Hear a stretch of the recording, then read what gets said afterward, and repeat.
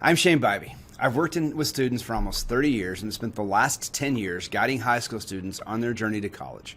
One thing I've discovered is that everyone's college experience is different, and that's what this podcast is about. What are the things that families really need to know about college, about getting in, about the experience?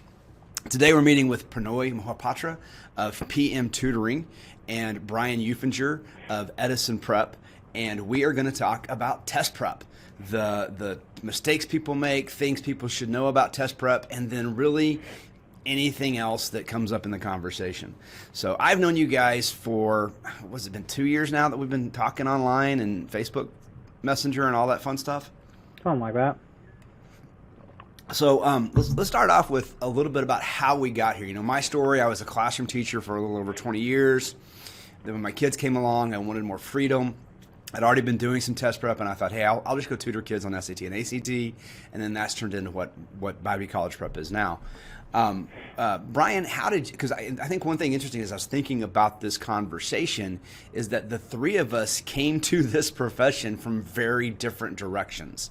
Pranoy probably the most different of the three, but not as much. So Brian, how did you get started in test prep, or what was your origin story behind Edison Prep?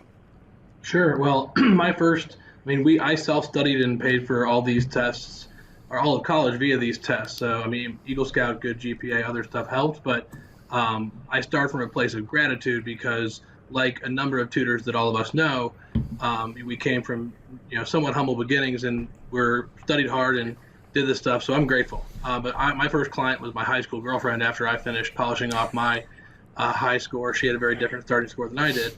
I did it casually for friends and for spare spending money during undergrad, so nothing super formal. And then once we were in Atlanta, as the stock market started crashing in '07 and '08, I was like, I'm totally going to be laid off at my first post. I got a healthcare MBA, and last hired, first fired. I figured I'm toast. And so my wife and I said, what are we really good at? And our family trees are most of the branches of our family trees are teachers, anyways.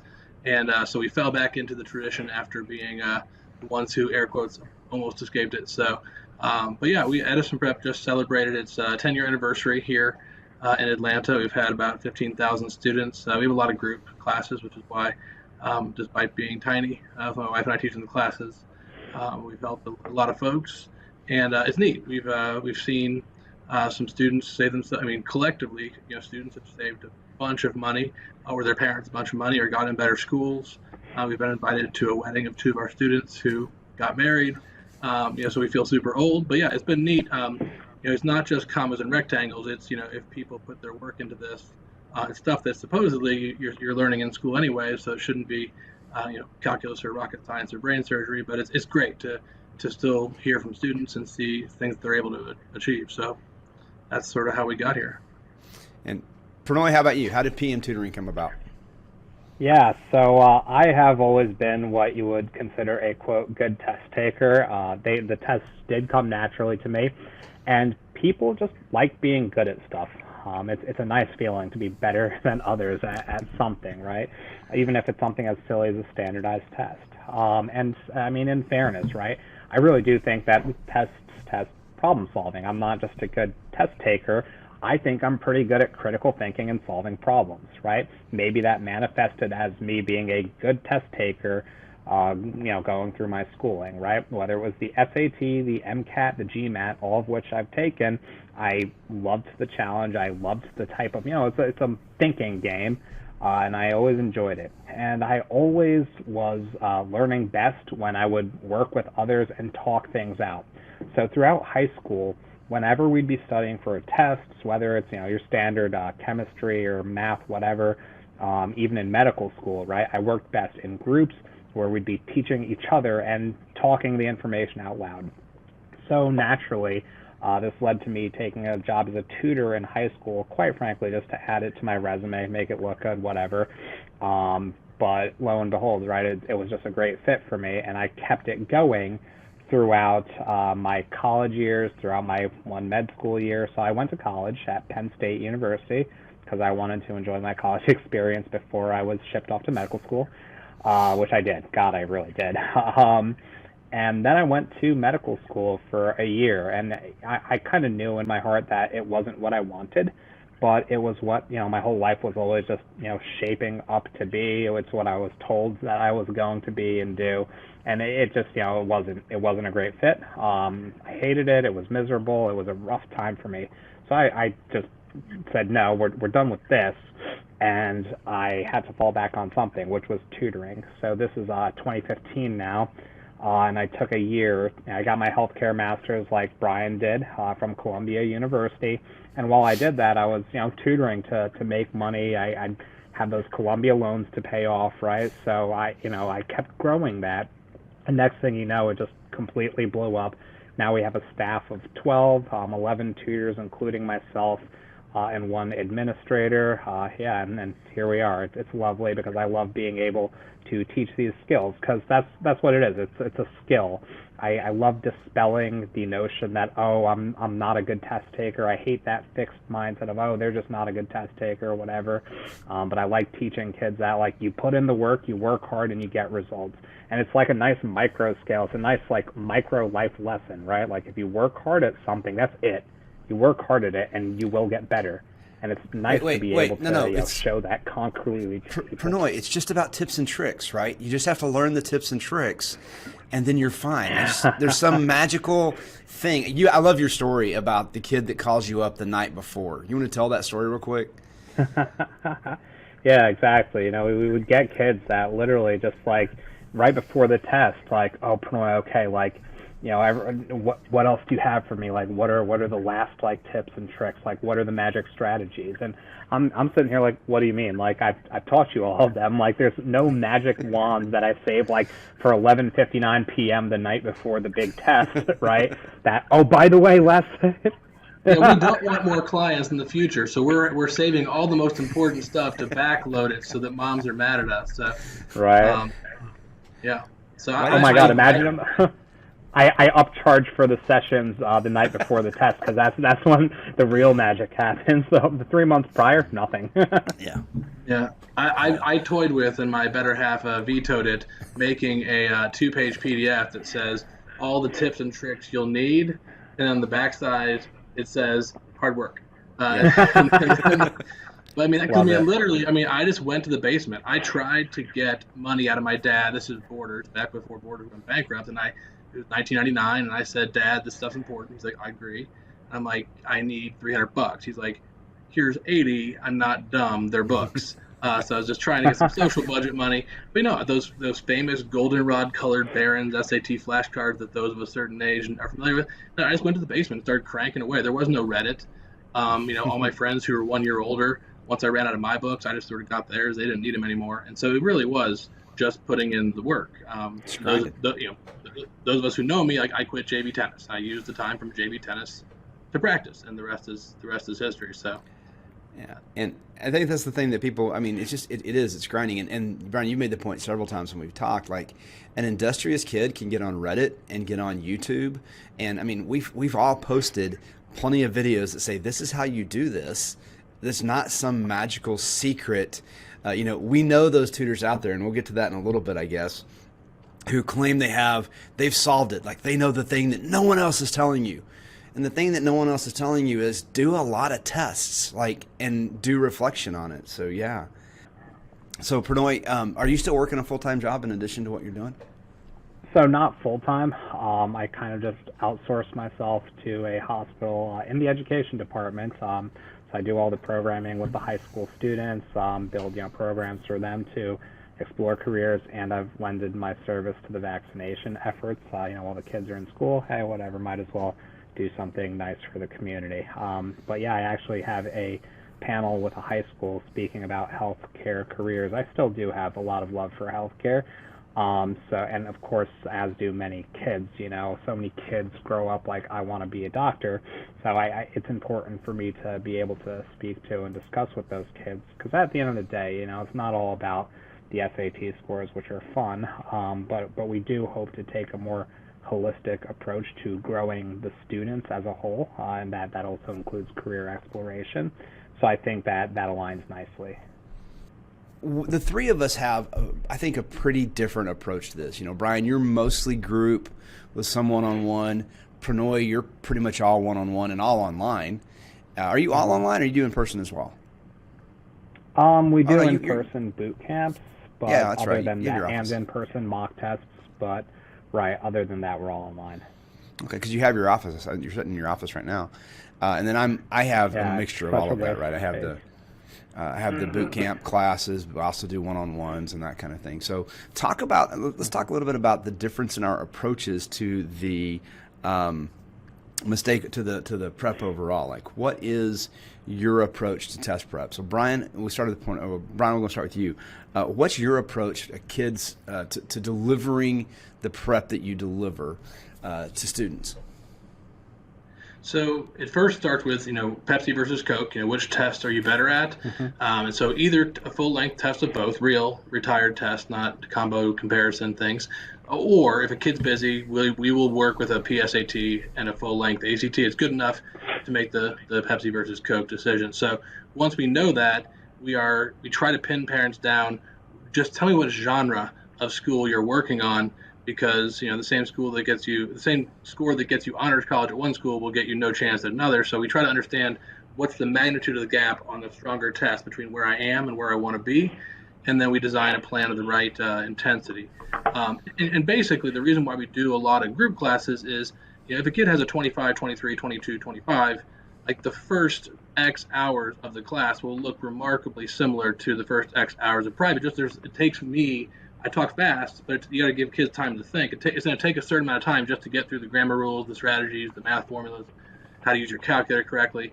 But the ones that do pure private with us, if you have a 34 English and a 16 on math, which is more than double, if your English score is more than double your math, you do not belong anywhere near our class. So, if someone's lopsided, there's the right time. But for a lot of kids, it's just the amount of volume of material, especially as we know they're just dumping so much more material onto the tests than there used to be.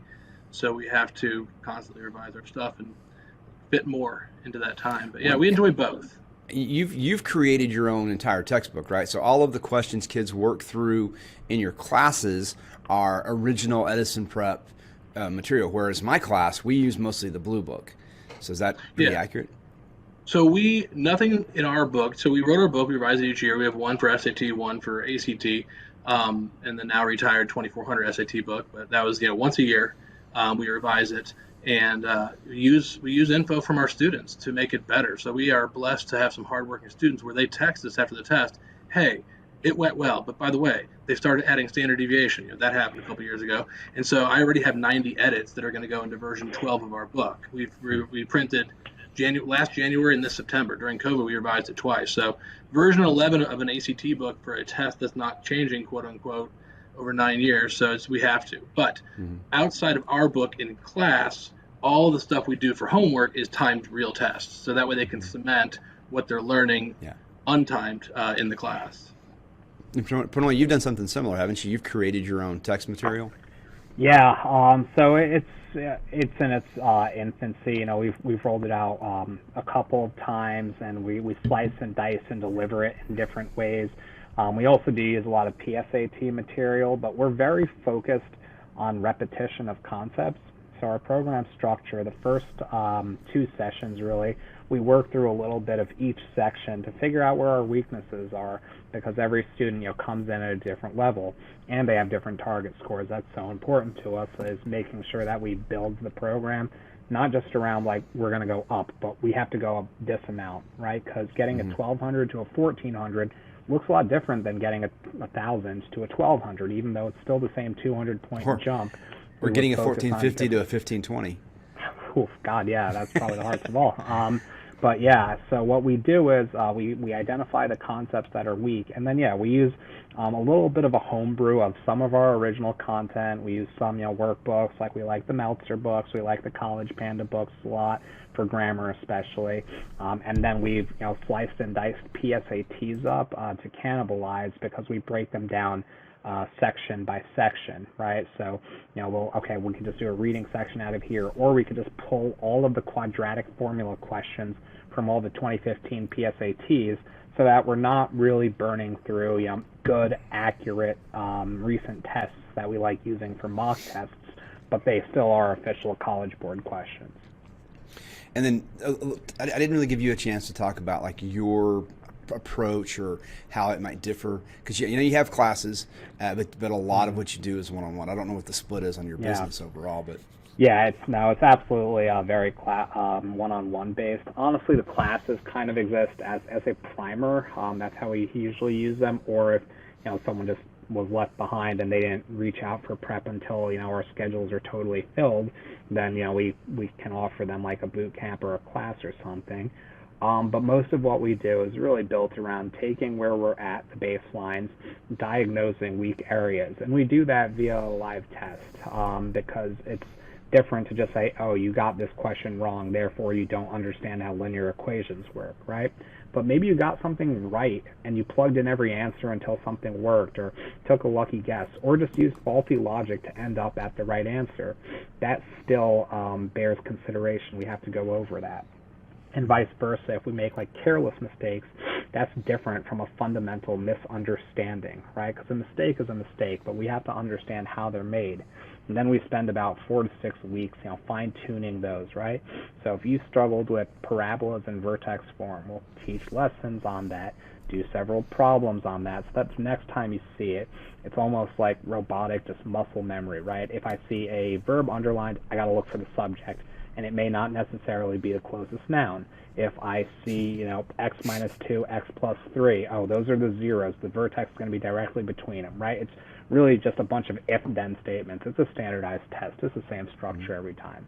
And then the last month or so is spent just, drilling, doing timing drills, putting it all together on the test, doing mocks, and then they go in and tend to do well. Again, we build everything, so that it's predictable that their scores, go up to where they want them to. We don't even take them on if we don't think we can deliver the results that they want.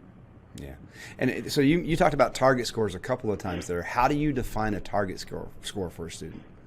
So we talk that out with the parents and students. A lot of times, they don't have a target score, or they say as high as we can, right? And then I borrow this from Brian, but I tell them, oh, as high as we can, great. You're quitting every sport. You're quitting all of your extracurriculars. You're not hanging out with your friends. We're going to do SAT lessons 3 times a week for the next 6 months, and that will be as high as we can. And then they'll think, okay, well, realistically, right, yeah, realistically, we can, of course, go up to 1,600, right, if you put in the work. But is it worthwhile, So then we talk about the schools that they're interested in, and that's usually how we identify our target scores. And until you have a target, it's really not worth prepping because you don't have an endpoint in sight, right? So any effort they give, like, oh, I did my best, but it may not have been, what gets measured gets managed. And if we don't have a number we're working towards, if you don't have a goal you're working towards, then what are you working for, Mm-hmm. That's great. I think that's what a lot of people miss out on. They think that you just have to get as high a score as possible, and then that's your golden ticket getting into it. Brian, do you do a lot of work with target scores too for kids, or is yours? I do. And speaking of the sports thing, I pulled this up on my phone. I don't really have a script. I just sort of wing it based on the questions that parents are asking. But this mom had a crazy set of requirements. Kid has 3 sports, not being recruited, about 90 pounds soaking wet. Had a 20 on the mock ACT, and his list was UGA, UVA, Georgia Tech, UNC. I think Clemson was the only school that might be doable under 30. And she fought me hard on the sports, and the kid happens to go to a relatively religious private school. And I said, I either she was going to listen to me and he was going to quit, or I wouldn't feel ethical taking money from him because his whole list is just don't bother and go rechange your list. And so I said, can I paraphrase something that a really, really wise man once said? And she goes, sure. And I said, with sports, this is impossible, but without sports, all things are possible. And I did not realize until that time that Dad was sitting there on speakerphone because he just starts belly laughing. Mom didn't find it as funny, but I said I'm not a crazy person. Like, is there one of the sports that you're not any good at, don't particularly enjoy, that can we pick one season? And so we swimming went away and the other 2 stayed, and that's fine. So we're not. It doesn't have to be. It's not personal. Bill Gates has as many hours in the day as the homeless guy in the street. it's a matter of only so many hours in the day, and it's just commas and rectangles, but you can't go up 10 points overnight. And so it's funny. She's like, do you always bring religion into conversations? And no, I had not. But it's, there's no, but, had she said, our whole list is X, Y, and Z. And oh, by the way, he's actually being recruited for swimming, and the Stanford coach says 23 and we're good, then I would have said, honestly, do our winter break class when school's out, and pinky swear that he's going to do half the homework, and he'll be fine for that 23 for Stanford. So.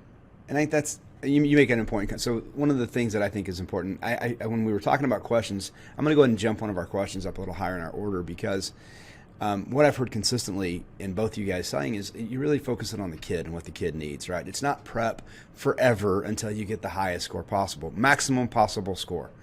It's not that. It's prep for what you need to have. Have a list of schools in mind. Know the score you need.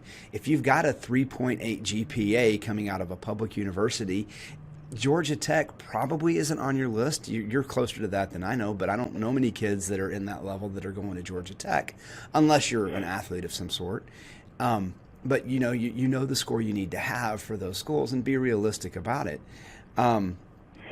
Because it's not. We all three of us know the number one thing the colleges are going to look at is GPA. That's going to be the very first data point they look at before they see test scores.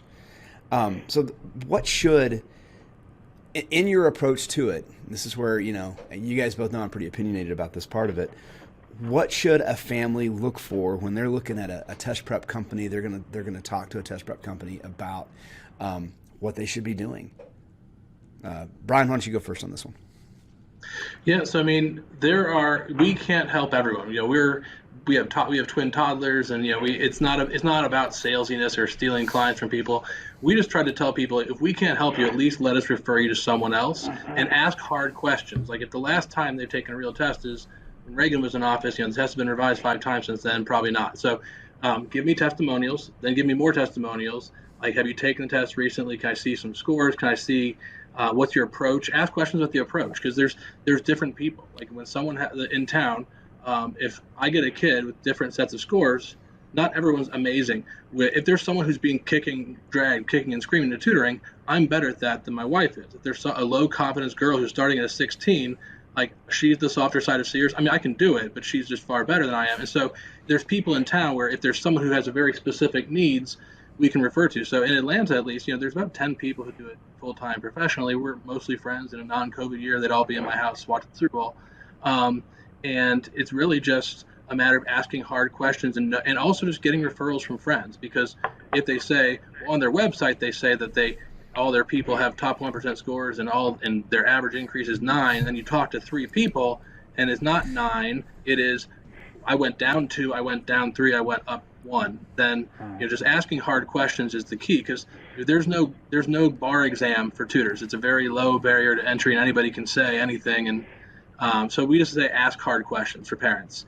And honestly, the mark of a good tutor, like, there's one guy on my radar that I send people to now. He's sort of on the south side of Atlanta, not a different market than us, because Atlanta's huge.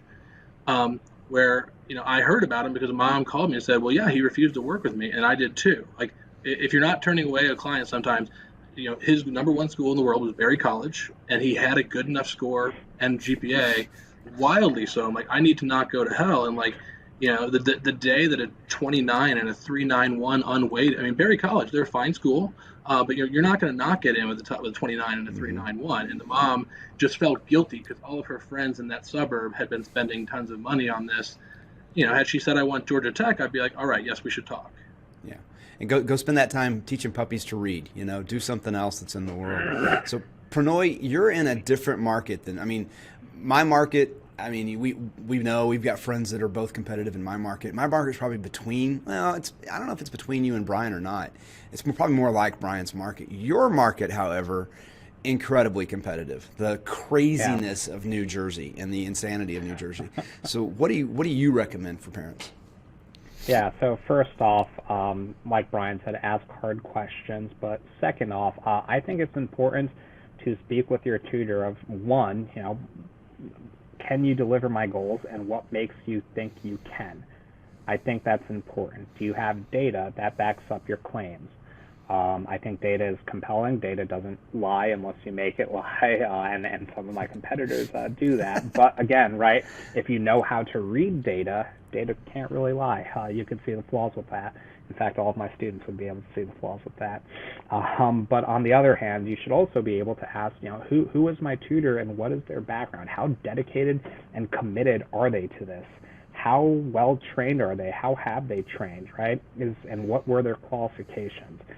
Because like Brian said, there's no bar, but I could rattle off a lot about what I do to continually make sure that I am at the top of my game. Some of that, and we've talked about this, includes, I take the test frequently. I'm constantly writing curriculum. I'm listening to podcasts. I'm networking with the top tutoring minds. I go to conferences for this stuff, and I send my tutors to them. So if they can't articulate what your tutor is doing to be the best possible tutor beyond, they scored this much, right? That's always a red flag, is what the tutor scored, because that doesn't necessarily translate to teaching skills, and they can't explain using data, past data, about what similar students have done, the time frames, what it took. Then you should run. And another thing, and this is another Brian saying as well, if anyone has unlimited availability, like right before a test, run, because good tutors book out. The best tutors have the busiest schedules. That's it. Mm-hmm. So if your tutor is bend over backwards flexible for you, it means they don't have a lot of other clients, which means they're not terribly experienced. So all those tutors we saw. All the students we saw post on Facebook about, like, is this company any good? And then all these tutors like, I can help. Yeah. That might be a red flag that says, if you've got that much availability 3 weeks before the March test, it's probably because there's not at all demand for what you're doing. And the market will tell you that. The market will say, because I know you two guys, talking with you guys have been sold out. I mean, you're usually sold out a couple of test cycles in advance, aren't you, Pranoy? Mm-hmm. So I'm full through June. For us, group makes it so that it still fills up, but group gives us a little bit of flexibility. But yeah, pure private, like parents all want Sundays. Like there's one competitor in town who charges double for Sundays, and I was like, dude, you can't do that. And I stand corrected. Parents happily pay it because lacrosse, apparently. But yeah, like there's a mom who knows by now because of her older siblings, who she knows that she is number one on our list for the current sophomores, and she has 9 to 11 a.m. on Sundays, leading to the September ACT, and she knows it, and she has email proof, and she's going to remind me of it. And so, like, parents know. I mean, it's, if you have a weird schedule, like homeschoolers or that kind of thing, that's different. But it's, it's been bananas. So, and that's, I know, it's the good tutors will book up. And so if tutors are saying, hey, I can help you out with this test that's 3 weeks away, there's probably a reason they have the availability. I love that point. The other cool thing about our industry is that it's very quantifiable. Like, if we're not doing our jobs consistently, one, it gets around, I mean, none of us should be working with students for incredibly long amounts of time. So I can be really transparent with parents, and I tell them, like, listen, like, gaining or losing one client isn't going to make a big difference in my life, but what does make a difference is if I produce results. Because as long as I'm producing results, I know my calendar is going to stay full. So we're on the same page. If I don't think I can deliver results that'll make you happy, I'm not going to take you. And if I think your expectations are a little beyond reality, I'm going to say that, because it hurts me more to take someone on and not deliver. Again, I'm going to work with you for like 3-4 months tops. That juice is not worth the squeeze if I know that you're ultimately going to be unhappy with the result. Mm-hmm. Absolutely. Well, Brian, this is a place you and I know disagree a little bit, because, and the disagreement is because you are transparent about this piece of data. So you publish transparently results on your website, and you say this is our average result.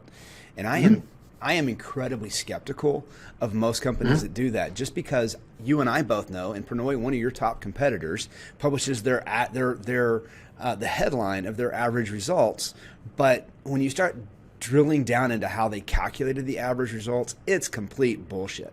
Like he manufactured the data, and you had to attend this many sessions. And Brian, you're not like that. So your data is very different than that, because you publish everything. I'm too busy, and maybe we shouldn't, because our stats would look ridiculous if we did.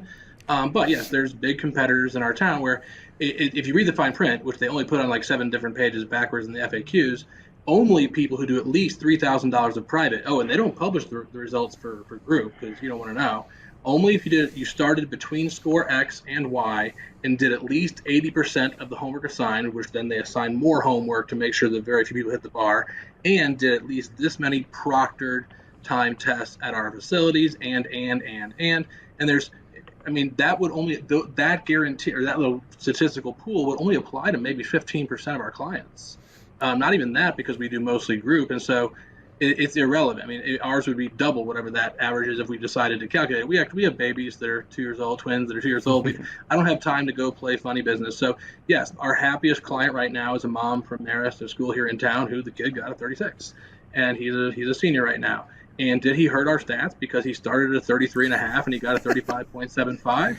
Yeah, he hurt our stats, but she's referred a gajillion people to us because he got a 36. And so the statistics are messy. But yes, we tell people, it's in our emails at It's edisonprep.com/results. And it also confuses the crap out of them, because our group average increase is always higher than the people that do pure private, which doesn't make sense in our industry, but it's because private gets expensive. And people are like, well, instead of the 18-hour ACT or 23-hour SAT class, let's do like 10 hours of private. I can't talk that fast. Like, I could spend more than 10 hours just on the math guide of the ACT. Yeah. And so that is why group gets a bad rap, one, because it's often taught by like a college sophomore inside of a school building, like in Atlanta. I don't know about New Jersey, Pranoy can speak to it, but in Atlanta, everyone has their own business models, but out of the 10 full-timers, a lot of them just do pure private, and that's it. They don't do, so there's not a lot of full-time group people, at least in Atlanta. So that's, group is not bad. As long as we always tell people, if you get an experienced tutor, ideally a full-timer, and mom and dad check in 5 minutes a week to make sure the homework happens, there are pretty few surprises on score release day. And this is hilarious. I do this. I love this. You guys have know my sense of humor. I've done it to 3 people since. So when we're taping this podcast, February 2021 ACT scores came out 3 days ago, and the score increase range is, out of 168 kids we had take the test in February, which is what we had. We've harvested maybe 90 of the results so far. I'm still behind on email.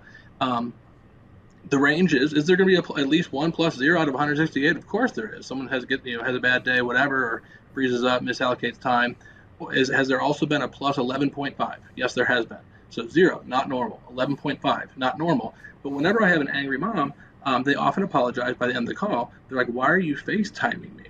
And I take my phone and we go on a treasure hunt to the book where they supposedly pinky swore to their mom that they totally did all the homework. And then they get grounded because they're no longer mad at me. They're like, this is disrespectful. His father spent this much money on the class. There will be consequences. And so this isn't, it's commas and rectangles. It is not rocket science. It really isn't. But you got to put in the reps. And so when you see such disparate performance, the hardest part of any tutoring thing, the only downside of group is parents have to care 5 minutes a week. Some do, some don't. But that is the main advantage of private. Like, if the kid didn't do the homework, we have no way, we can't afford to waste half of our class time playing the policeman. We got too much material to cover. So if parents can be partners, then it changes everything. Well, you left one little thing out of your story, which I think is important. So what you do in that FaceTime is you have the parent take their camera over to the book and say, okay, so open to this page and tell me what their score was on that practice test. And the parent's like, well, the test is blank. And you're like, exactly. Now go to this page. What was the score on that practice test? Well, it's blank. Exactly. Like, that's the stuff that doesn't. It's just work. Just putting in the time. If you need to. I talking with a volleyball player yesterday, and she's like, "Well, I'm just not good at reading." And I said, "Well, do you have a good jump serve?" "Well, yeah." "Did you always have a good jump serve?" "Well, no." "How'd you get better at your jump serve?" "You practiced it." That's how you get better at reading. And so hopefully I've got her spurred on to just pick up a book and start reading a little bit, because that's the number one thing we know. You made a couple of comments there, and we kind of brushed up against this idea. A lot of people in our industry are about giving guarantees. Like, we're going to guarantee you go up this much score. We'll guarantee your score. How do you guys, Pranoy, we'll start with you. How do you guys feel about score guarantees? Yeah, I don't, because at the end of the day, students are the variable, right? And those guarantees do come with, a lot of fine print, and it makes a lot of sense. Like, if you do all of the work, I can say with a high degree of confidence that we will move a certain amount. It's pretty methodical, right? And they just bury it in the fine print. And plus, they usually, you're not getting your money back. You're getting additional classes or whatever. But again, at the end of the day, the SAT is very formulaic. We stand by our results. Our community stands by our results, and we take students that we think we can deliver on. People come to us because of the work we've done, not because we made some type of outlandish guarantee with a bunch of fine print. And I think that's the right way to do things. We tell parents ask, oh, how much do they go up? And I say, well, some kids, put in a lot of work and they can go up 300, close to 400 points. And then some other students maybe don't, or maybe they don't have that much room to grow to begin with. And they're not going to grow that much, right? But I have no idea when a student signs on, I have no idea what's going to happen over the next 3 months with them. Sometimes they far exceed expectations and they're a pleasant surprise. And sometimes things fall apart. They get really busy, stressed out in school or some random sport. I have kids now who didn't expect to have basketball season and now do have basketball season. You can't control that. So I'm not going to offer any type of guarantee without a bunch of other crazy conditions, which is what happens with most guarantees. I just rather not deal with that to begin with. Yeah.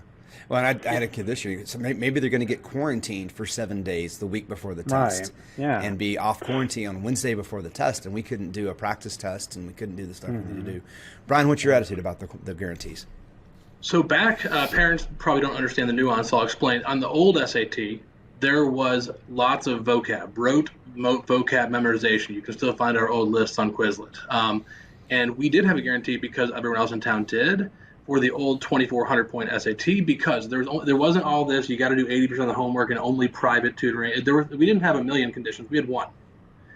Is your weekly vocab quiz average in the class 60% or higher? A D minus, one question above getting an F. Just 60%, because grammar moves up with a stiff breeze. We all know that. Grammar on the old SAT. And so it was mathematically impossible. As long as someone gave half a damn, enough to get 60% on the vocab words, which as long as you are from this country, you probably knew 40% to begin with. So the bar was so low, if you gave even that much of a damn, one person, I mean, we did, and we redeemed the guarantee and gave them free private tutoring, and it's fine. But one person out of 5,000, actually qualified, because if you actually do the work, it's almost mathematically impossible to not hit it. And so, we as soon as the new SAT specifications came out, we're like, well, crap, there can be no more guarantee, because we know kids, and that was pre-TikTok, that was pre-everything else. Homework is happening 10 times less than it was back then. So those who still have it, everyone can run their own business, but I don't see how I could do it without adding 17 conditions, that would make me feel weird. That's my thing about it, right? Even doing homework, I have a student who's just homework varies so much. Some weeks he'll miss 20, and other weeks it'll be 6 to 8. And I talk about it, he's like, oh, I'm distracted this week, right? Because even just doing the homework, right? You could circle answers for everything, and you did your homework. And then he told me, oh, my room is right next to the family room, and my parents are loud, and the TV's loud. And mind you, I tutored the student's older sister. It's a loud household. And, his door is right next to all the commotion. And it's just, I put a lot of time and effort. Brian knows this, teases me about it. I put so much time and effort into building structure into these kids' week. A new thing we do is, we help build accountability, right? If we talk, I spend almost 10 minutes, which to me, I'm very analytical about every minute we spend during session. After the first session, we spend almost 10 minutes planning out what their week is going to look like and what their weeks are going to look like and what my expectations are. So that way, I know there's no surprises during the week. And if there are, well, I know that we had clearly spoken about this, so they couldn't, I didn't know, or misinterpret anything. I think it's so important, it's not just doing your homework, right? You got to do it at a good time in a quiet, clean environment, right? Doing it while grandma's talking to you and you're sitting at the center aisles. That's not doing homework. And I've been talking to kids a lot this session about if you look up and on the afternoon before the session you're like, oh crap, I didn't do the homework, I would rather you come in without the homework done than the homework's just slapped together at the last minute, because you're not getting anything out of that, and what you're doing is you're wasting good practice material that we can deliver. So I'd rather you just come in and we'll work with what you have and we'll build off of that. But building the time to do the homework and do the practice stuff is so clear. Yeah. That's my big objection to the guarantees, right? The couple of companies that have made all the headlines and get on MSNBC or whatnot land on Shark Tank, and then they have a 200-point guarantee. If you read the fine print of that guarantee, you have to complete. This is what always set me off about the guarantee. It was specific that you had to complete every practice test. I think this has been changed since. Every practice test and every essay for every practice test. Like, why were you requiring them to do the essay? The essay was absolutely irrelevant to the 200-point improvement, but you were still going to require them to do the essay. You had to attend 80% of the classes. You had to do at least 80% of all of the work, all of those things, which makes sense because what the company knows is if you do that, that's what Brian just said. If you do that, you're going to improve. The other thing that bothers me about it is it's actually a business model decision for some companies to say, we're going to have to refund a certain amount, and so we're going to keep 10% back in a reserve refund account that we can refund sessions out of. And that just, the fact that you're going into it knowing that you're going to have to do it is just so disingenuous because you're making this promise. We're so confident we're going to move you 200 points, but you're not really confident of that because you've actually consciously decided I'm setting aside money to provide refunds. That's just a ridiculous notion. I think tutor confidence is something not talked about enough. Like if we have enough sample size. So I mean, I used to be a semi-pro poker player. Is how I paid my way through grad school. What is tutoring? It's pattern recognition, reading people, and really quick mental math. What is poker? Same. And so, so what happens is, there was a dad who actually, not to my face, but over the phone, he's a very fancy person in here in Atlanta, and he had spent. First of all, how can someone tutor for 9 months? That's a sign. 9 months before your first real test, that means someone can't fill their book of business, run away. Like, I don't even know what I would do with you for 9 months before your first test. Anyways, he had spent, not kidding, 5 figures on this person who shall remain nameless, doing twice a week sessions, and had gone up 1.25 points after 9 months and 5 figures of tutoring. And I was like, I said, tell me who hurt you. And I said, and he laughed. He's like, well, don't act like you're better. He's like, I see you mostly do group classes. He's like, this is just an IQ test. You're just a snake oil salesman. He said that to me on the phone. Like, that's not very polite. And I said, well, how about this? Our average kid, who I see for 6 weeks, who I don't do the homework. Some go up 0, some go up 11.5. Average is 4. How about this? It works, and I trust you. I don't know your kid. I don't trust them. But how about this? They take my class, and if they don't go up 3, just from the class, group class, the cheap, bad group class, as he called it, if they don't go up 3, then that's on me. But you need to make sure they do the weekly homework.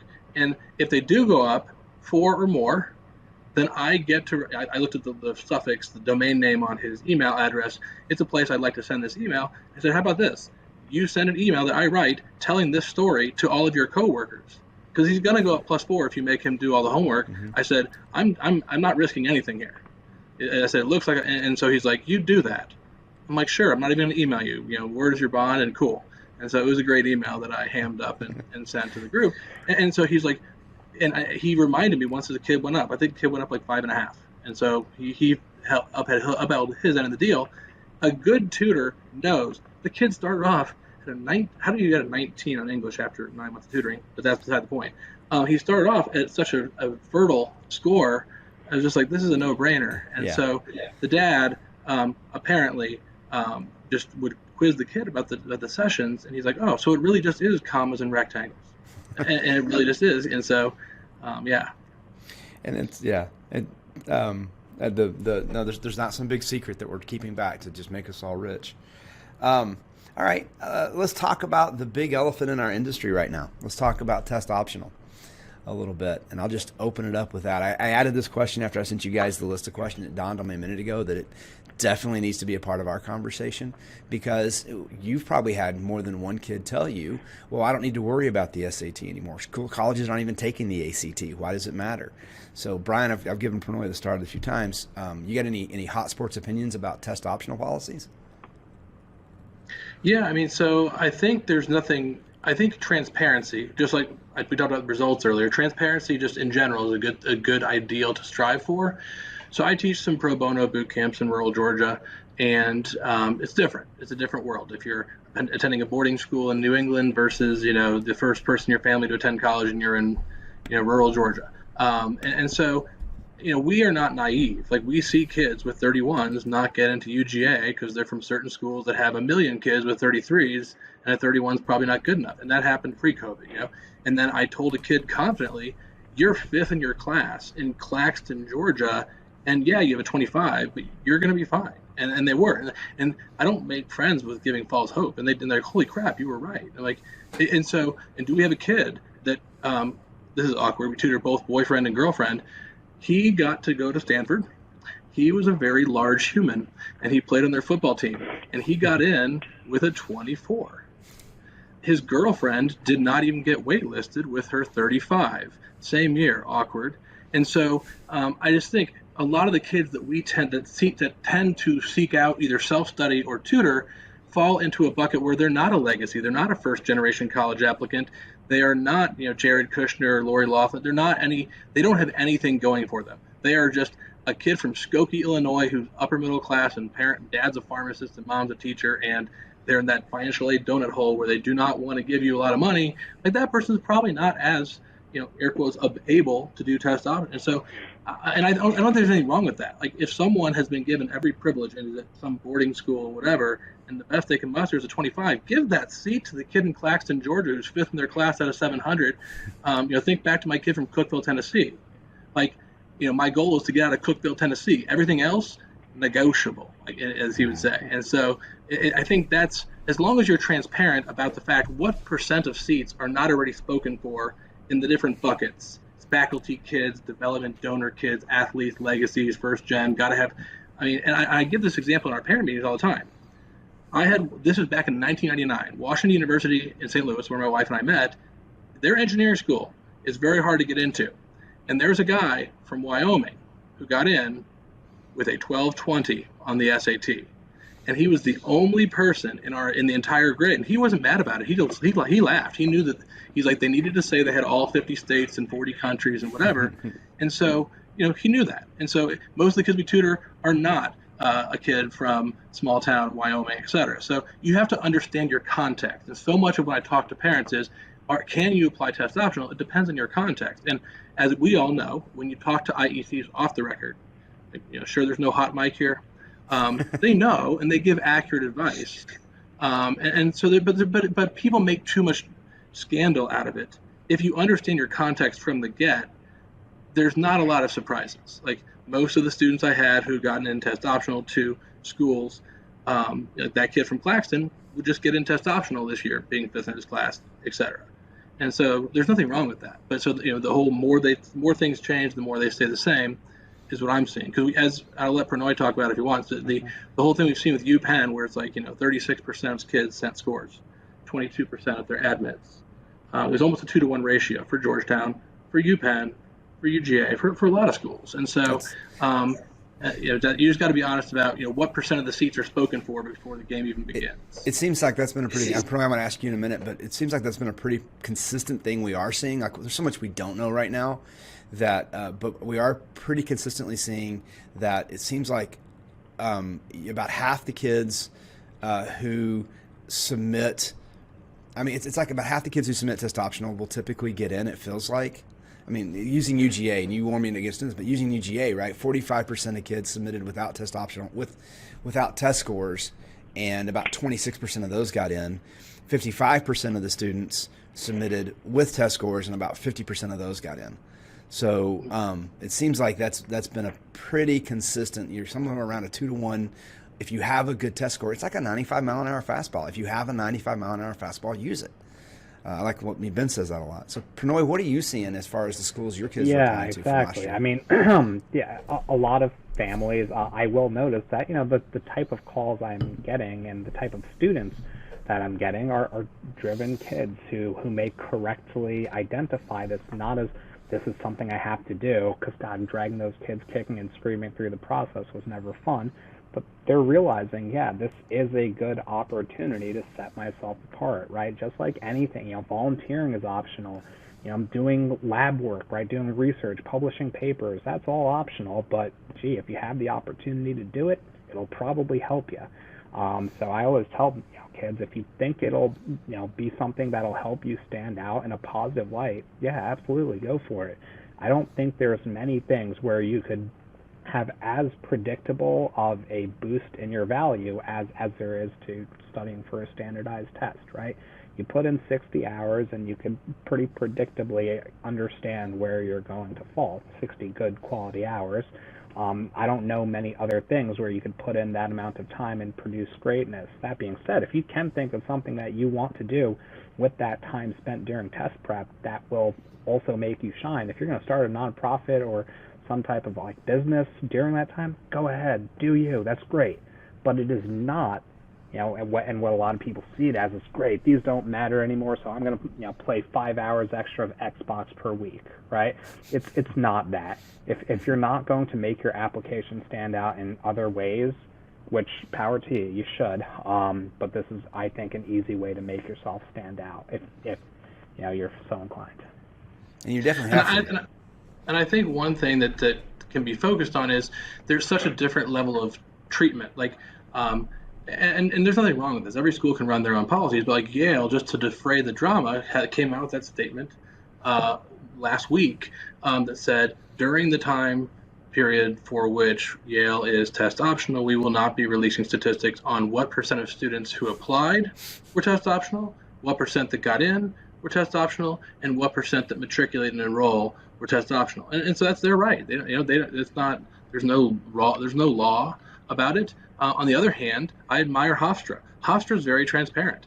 Up near Pranoy, and so they say 75% of people, to be honest, should send their scores probably, and they say if you want to be considered for the trustees scholarship, you really should send your scores. If your scores are wildly lower than our averages, you probably shouldn't send your scores, which sounds like well duh, but it's kind of common sense. But I wish that more schools were as transparent as Hofstra in just making parents understand, because it's not a we won. You didn't win. Like, why things are rare? If things that are rare are a big deal. I got a lot of money from Eagle Scout scholarships. 0.3% of America has a Girl Scout Gold Award or Eagle Scout. That's why it's a big deal. It shows follow through, shows work ethic. High test scores can also show the same thing.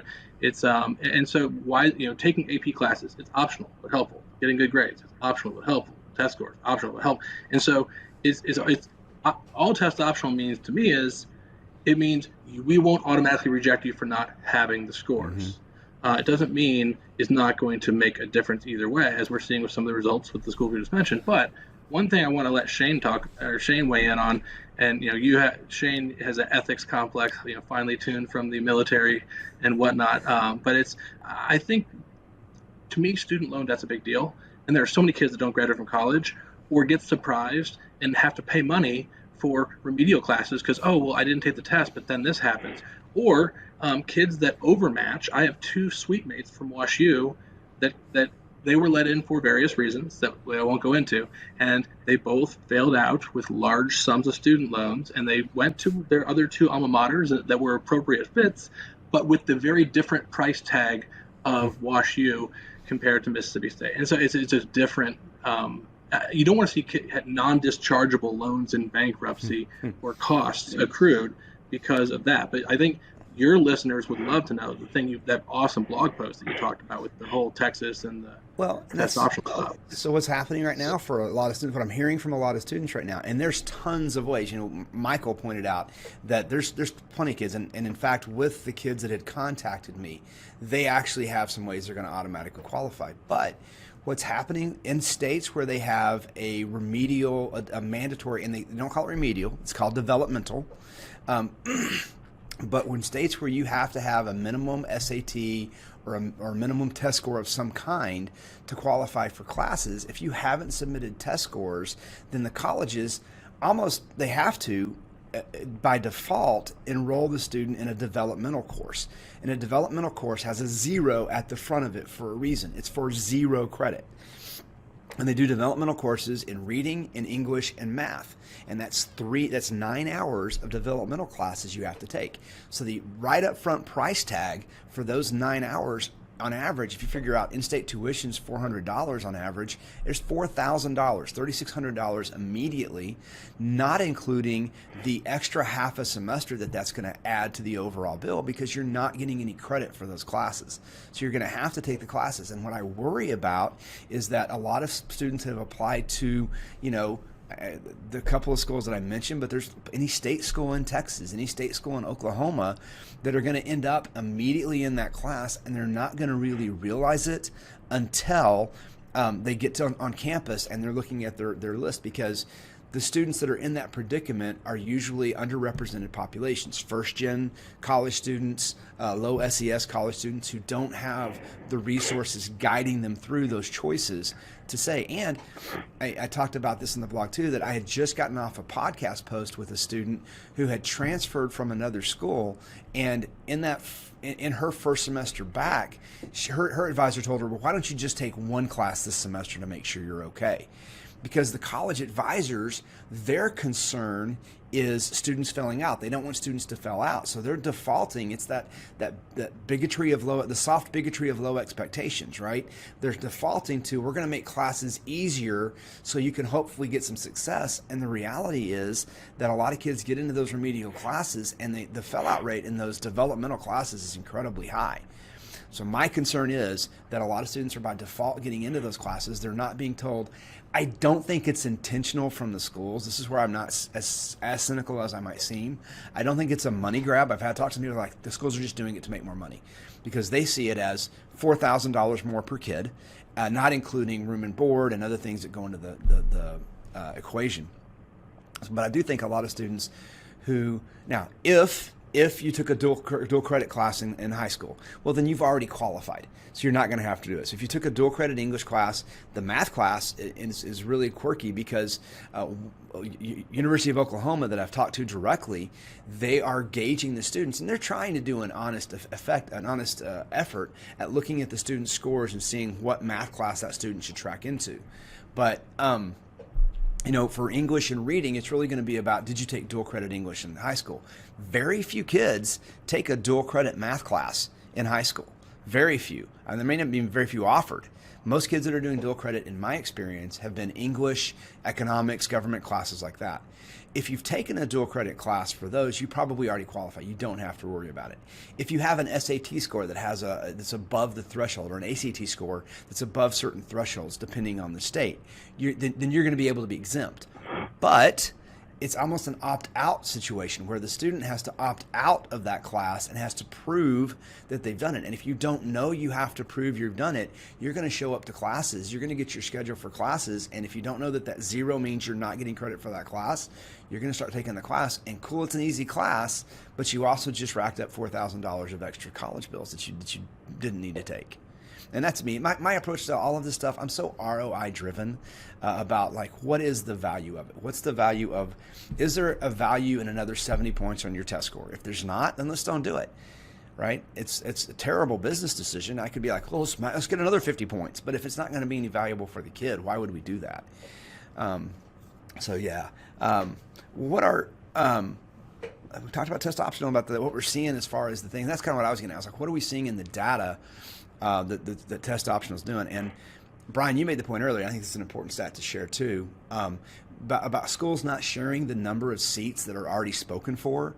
So, like, understanding that historically super selective schools like a Harvard or a Yale, traditionally about 30% of their freshman class is legacy, recruits, developmental students. They come from those three groups, around 30%. So if you have a freshman class of 500, something like 1,500, something like 500 of the seats, before applications ever happen, something like 500 of the seats are already gone. Yeah. So when Harvard posts that they accepted 576 kids in early decisions, there's a good likelihood that 450 of those seats went to recruited populations, legacy applicants, and developmental applicants. And I think, on one hand, to give colleges credit, because I don't think they're being malicious. I think they're being put in an untenable situation. No one wished COVID on us, right? So I think they did the best they could with a terrible situation.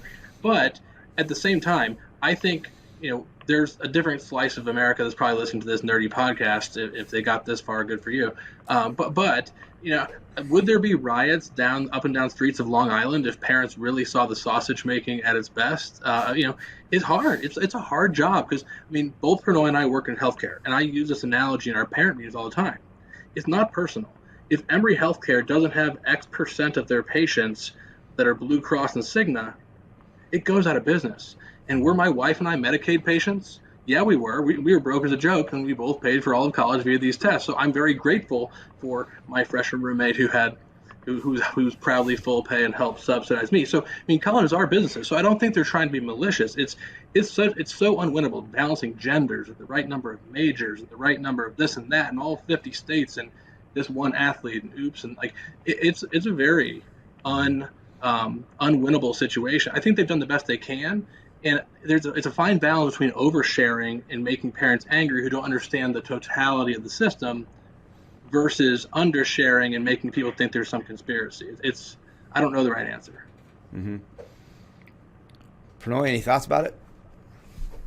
Yeah, I think this is all stuff that's been covered in so many places, but it's such a broken and confusing and ridiculous system at this point. It quite frankly makes my blood boil. It's the next bubble to pop, just like healthcare. Gosh, we live in a country that so much is driven by the almighty dollar, and this is no exception. And I think that's why healthcare and education both have been passions of mine, because I think those are two things that really do make a difference in people's lives, and the fact that it ends up being a number game is quite unfortunate.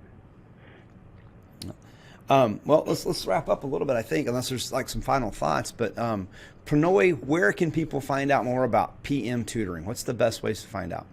Sure. So you can find us on Facebook. Just search PM Tutoring, or www.pmtutoring.com, where you can find out about all the things we do, a couple of cool projects we have in the works, and our philosophy, which I think is important to know about. And then Brian, Edison Prep. Yeah, so it's just edisonprep.com. And two things. For the foreseeable future, we're going to have both our classes in Atlanta, but also online classes. And the other thing is, we clearly, you can tell all of us here on this call care about educating families, and this stuff doesn't have to be mystical and scary. We do about 8 times a year these info sessions. It's right there on our main page if you go there. Just sort of the politically incorrect but correct way of how all the pieces and sausage making goes with test prep and changes in admissions. So we're always happy to have people, even if they're never clients, to help them turn the Titanic. The earlier they get that information, they can make some changes. Well, thank you guys. Thank you so much for being here and giving me an hour of your time. It's fantastic. I hope I'll talk to you guys more. Thanks for listening to today's episode. If you enjoyed the podcast, it would help us reach more people if you could rate and review the show wherever you listen and share it on social media. If you have ideas for future episodes, please email me at shane@biblecollegeprep.com. Thanks for listening.